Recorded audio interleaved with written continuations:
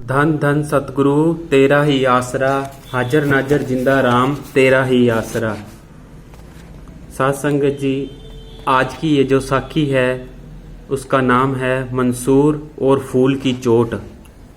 Anal हक, जिसका अर्थ है कि मैं ही खुदा हूँ, कहने पर हजरत मंसूर को बगदाद में सूली पर चढ़ाने की सज़ा सुनाई गई। उस पर जोर डाला गया कि वह अल्लाह हू अक कहे, पर मंसूर ने यह कहने से इनकार कर दिया।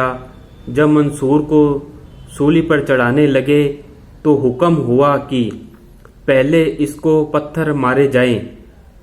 उसे बगदाद शहर के चौक में ले जाया गया और लोगों को उसे पत्थर मारने का हुक्म दिया गया। जब लोगों ने पत्थर मारे वह चुपचाप खड़ा रहा, उफ तक न की। शेख शिबली मंसूर का पक्का दोस्त था और उसके राज और उसकी शक्ति से भी वाकिफ था। उसने सोचा, अगर मैंने पत्थर मारा तो उचित नहीं, क्योंकि यह फकीर है, और अगर शहर वालों अर्थात मुसलमानों के कर्म कांड में विश्वास रखने वाले का ख्याल करूं तो मारना ही पड़ेगा। आखिर उसने फूल मारा। जब मंसूर को फूल लगा तो वह कहरा उठा, हाय। शिबली ने पूछा कि तूने हाय क्यों की? मंसूर ने उत्तर दिया कि तू मेरे राज को जानता था, लोग नहीं जानते थे, इसलिए मुझे तेरे फूल की चोट लोगों के पत्थरों की चोट से ज्यादा लगी। जब उसे सूली पर चढ़ाने लगे तो पहले उसके हाथ काट दिए गए। उसने कहा, मुझे इन हाथों का कोई फिक्र नहीं, मेरे पास वो हाथ हैं कि एक यहाँ और एक किंगराए अर्श पर है।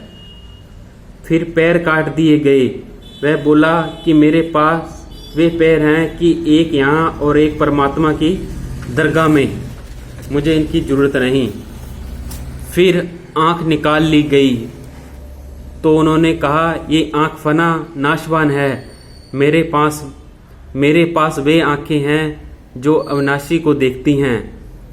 जब जुबान काटने लगे तो बोला कि जरा ठहर जाओ।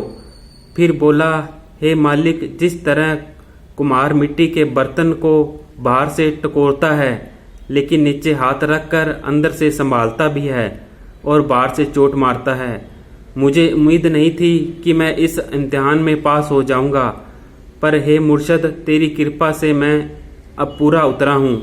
शुक्र है, शुक्र है, शुक्र है। आओ जलादों, जुबान भी काट लो मेरी।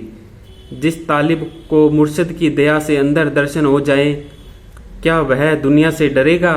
हरगिज नहीं, कभी नहीं, कभी नहीं। धन धन सतगुरु तेरा ही आसरा, हाजर नाजर जिंदा राम तेरा ही आसरा।